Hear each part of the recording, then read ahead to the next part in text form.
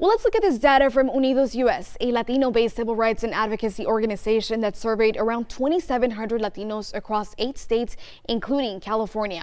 Now, in our state, voters said top issues include cost of living, gun violence, and the economy.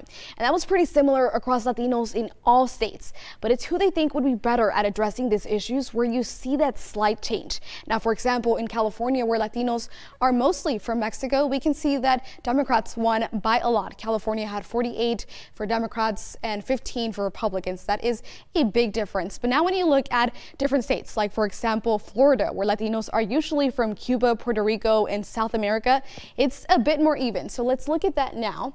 And you can see 34-34 for Democrats and Republicans across all of Florida. 36 and 36 for men and 32 for women. So you can see that there is a slight change, but it is pretty even. So we are a diverse community. And that also means that there are some Latinos who are Republicans, there are some Latinos who are Democrats, there are some increasingly who are independents. Clarissa Martinez, vice president of Unidos US, says these conversations have also led to misconceptions around the Latino vote, most recently on the issue of abortion. We're also a community of faith and family.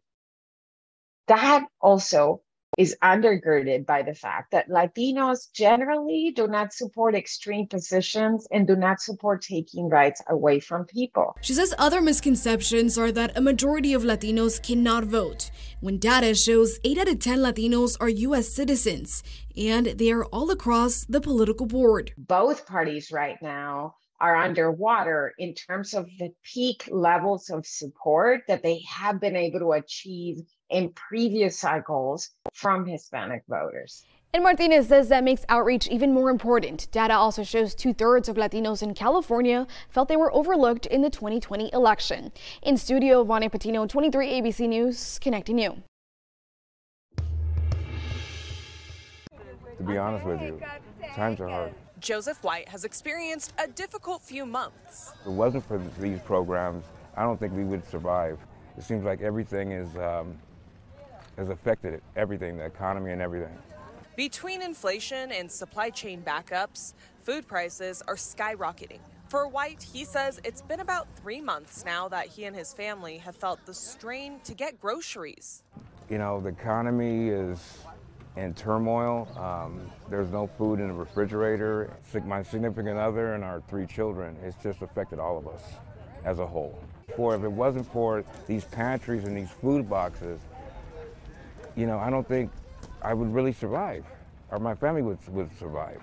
And that's being honest. Programs like Community Action Partnership of Kern's Food Bank, Catholic Charities, and Stay Focused Ministries are working to ease the burden of food insecurity on low-income residents. People are going through food a lot faster, and that as prices go up, food's going up, and so they're just trying to find different ways to feed themselves as well as their families. To do so, they rely heavily on donations from the community. Not only are they trying to provide food, but provide a range of nutritious meals with items that are especially difficult to come by. Most popular is anything dairy, and then of course any kind of meat. White says for him, these items specifically have become a treasure at distributions. Milk, because milk does the body good.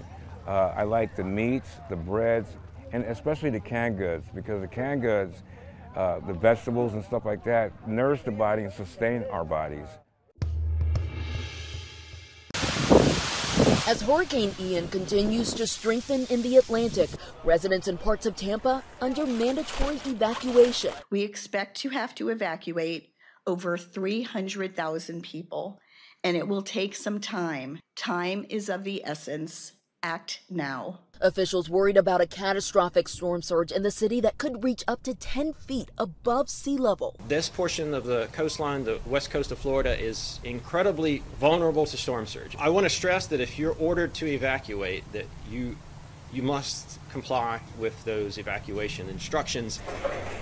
Residents are boarding up and gathering supplies, including sandbags and non-perishables. We weren't expecting it to come right at us, and now it looks like it is, so it's a little concerning. This one looks like it could be a real one, so try and protect my property, get stuff up to the 2nd level where I can. Florida Governor Ron DeSantis declaring a state of emergency across the entire state. Please be prepared because this is a very big storm. It's about 500 miles wide. The worst of the storm will start to impact Florida on Thursday with heavy rain, high winds, and flooding, though the exact track of the storm is still up in the air. And so, yes, follow that track, but don't think because that eye may or may not be in your area that you're not going to see impacts. You're going to see significant impacts. Ian is expected to become a major Category 3 hurricane tonight as it moves through Cuba and continues to strengthen as it hits the warm waters in the Gulf. And officials are beginning to announce some closures. The Tampa airport may shut down over the next day, and schools in this area also closed in order to reopen as shelters. I'm Morgan Norwood, ABC News, Tampa, Florida.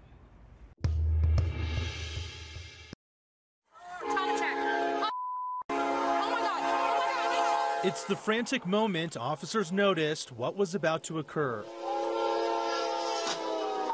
A freight train colliding into a Platteville police cruiser parked on train tracks along Highway 85 and County Road 36. Dispatch 346, status medical emergent. The suspect was in the vehicle that was hit by the train. Locked inside the police cruiser, Lift your hands up. Turn around. 20-year-old Yoreni Rios Gonzalez. What's going on? Police detained Rios Gonzalez for an alleged road rage incident earlier in the night.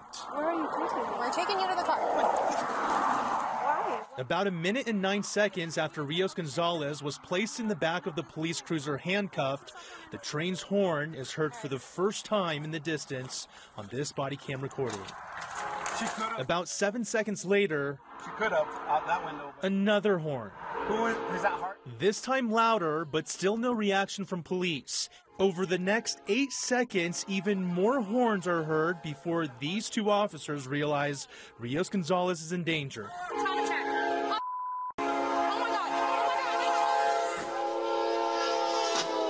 She is awake and aware and able to have a conversation. But still in the hospital, according to her attorney, Paul Wilkinson. She has a broken arm that she has had surgery on, 9 broken ribs, a fractured sternum, broken teeth, injuries to her leg, back, and head.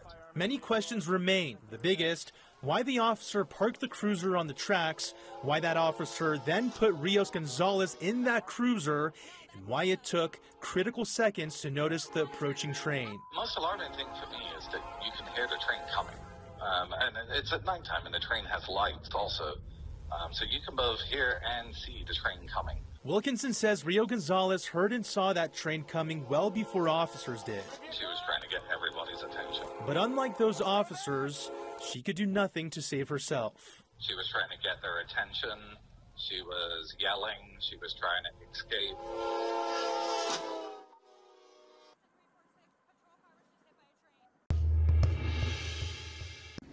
Linda G. recently sent a care package to her sick brother. It was bigger, but not as deep. Shipping candy and a photo album in a box like this one. But when she got to her local shipping store, she couldn't believe the prices. Overnight was 400 and something. The second day was 300 and something. She chose ground, her receipt showing the $183 that she paid. Why so much? The store manager told us she can't comment on customer transactions. We'll wrap it in bubble wrap. But Mason McCarty, manager of another shipping store, says some stores charge big money to pack a box for you, and many add extra fees. You can put a certain percentage surcharge on an item as a business owner. You're allowed to do that. As we near the busy holiday shipping season, many people are starting to think about how to ship gifts to family members without spending a fortune. But finding a cheap rate may not be that easy this year. The post office, usually the cheapest option for small packages, announced temporary rate hikes for the holiday season starting October 2nd.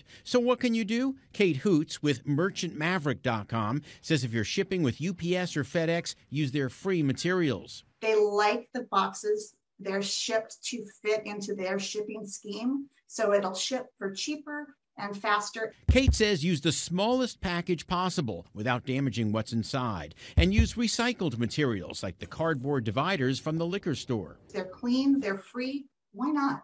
The post office, as well as FedEx and UPS, have calculators on their websites where it appears Linda's package should have been just $45 by 3-day ground. But if a store is independent, she learned, they can charge whatever they want. Finally, ship as soon as possible this holiday season so you don't waste your money. I'm John Matteries.